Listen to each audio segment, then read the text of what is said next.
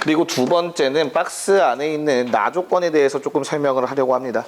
문제를 풀이를 하면서 나오긴 하겠지만 1번 조건에 의해서 G'X가 fx, 즉 3차 함수이기 때문에 Gx는 4차 함수라는 내용을 알 수 있습니다.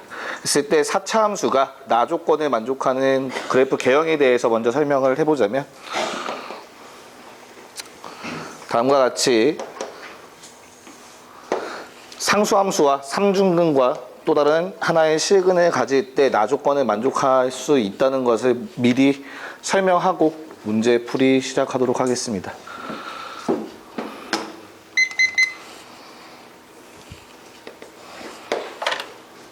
네, 3문제구 풀이 시작해 보도록 하겠습니다.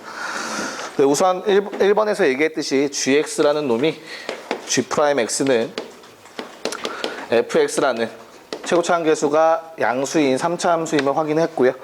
그런 다음에 나 조건에서 말했듯이 2번 체크 포인트에서 얘기했듯이 G'X의 그래프가 다음과 같이 상수함수와 삼중근을 가져야 됨을 먼저 얘기하도록 하겠습니다. 그래서 Gx의 그래프를 그려보기 위해서 G'X, 즉 fx의 그래프 개형을 먼저 그릴 건데요. 자, fx가 다음과 같은 그래프를 가져야 됨을 설명하고 gx의 그래프를 그리도록 하겠습니다. 그럼 gx의 그래프는 다음과 같이 체크포인트 2번의 그래프와 같은 그림이 됨을 확인할 수 있고요. 그래서 나 조건을 만족하도록 모양이 됨을 확인할 수 있습니다.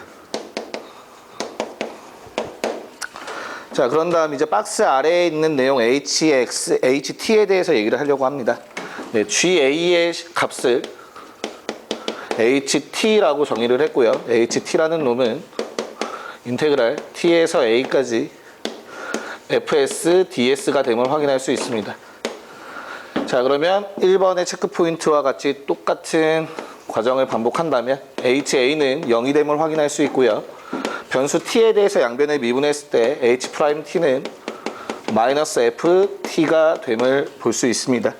즉 h의 도함수는 g의 도함수의 부반대 x축 대칭 형태가 됨을 확인할 수 있습니다. 그래서 주어진 g'의 도함수 그래프가 부호가 반대가 되는 형태, 위아래가 뒤집어지기 때문에 이 gx 그래프의 위아래가 뒤집어진 형태의 hx 그래프를 그릴 수 있을 겁니다. 네. 그리고 나서 h3은 0이라는 조건과 ha는 0이라는 조건을 활용한다면 현재 나와 있는 x값 a를 활용해서 다음과 같이 t축이 생김을 확인할 수 있고요. a값 그리고 두 번째 h3은 0이라는 조건을 활용해서 3이 우측에 있음을 가정하고 문제를 접근할 수 있을 겁니다. 네, 3이 우측에 있어야만 ht라는 놈이 t는 2에서 최대값 27을 가짐을 확인할 수 있고요. 네, 체크포인트에서 얘기는 안 했지만 4차 함수라는 놈이 삼중근과 또 다른 하나의 실근의 비율이 3대 1임을 활용하여 A의 좌표가 마이너스 1임을 확인할 수 있습니다. 네. 그래서 주어진 그래프를 활용해서 HT의 식이 마이너스 1이라는 삼중근을 갖고 또 다른 하나의 식은 3을 갖는다라고 얘기할 수 있고요. 주어진 식이 2를 집어넣었을 때 27을 최대값으로 갖는 걸 만족함을 확인할 수 있습니다. 그래서 양변을 미분하면 곱의 미분법을 활용해서 식을 적어주도록 하겠습니다.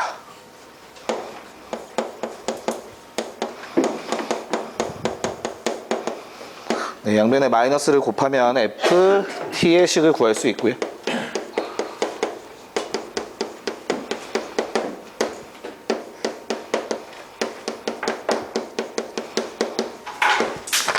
네, 문제에서 구하라고 했던 f5의 값은 6의 제곱 3 곱하기 2, 즉 6의 세제곱 플러스 6의 세제곱 216의 2배가 돼서 432라고 결과를 낼 수 있습니다. 문제 출제율 같은 경우는 뭐 지난번 강평 때도 이제 비슷한 조건이 나왔던 문제가 있었던 걸로 기억을 하는데, 계속 나오는 모의고사에서도 많이 출제가 되고 모의고사 기출을 가지고 학교 시험에 내는 학교들은 많이 출제가 되기 때문에 출제율을 높게 4점을 주었고요. 난이도의 경우에는 방금 전에 제가 오늘 이전 강평 때보다는 풀이가 좀 짧아진 걸 보시면 아시겠지만, 체크 포인트에서 알고 있는 내용만 제대로 알고 있으면 시간이 조금 걸릴 뿐 그렇게 높진 않다라고 생각을 합니다. 그래서 3점으로 책정을 했습니다. 이제 제가 고2, 3, 2등급 이상의 학생들이 어느 정도 안다는 전제하에 좀 내용이 좀 축약되고 해서 이제 바로 결론을 내긴 했는데요. 시간 내에 풀기 위해서 그렇게 하긴 했지만, 사실은 조금 더 그래프 개형의 여러 가지, 이제 예를 들어 삼중근이 G'X의 그래프 자체가 오른쪽에서 생겼을 때 안 되는 부분도 설명을 하면서 문제를 설명할 것 같습니다. 네, 이상입니다. 자, 독일욱 선생이 점점 좋아지고 있고 좋아요. 네. 우선은 판서와 목소리의 각이 좋아. 판서도 수학을 강의하면서 질질질 끌지 않고 끊고 가잖아. 톡톡톡톡. 그러면서 간략하면서도 본인이 표현하고 싶은 것을 다 표현하고 가요.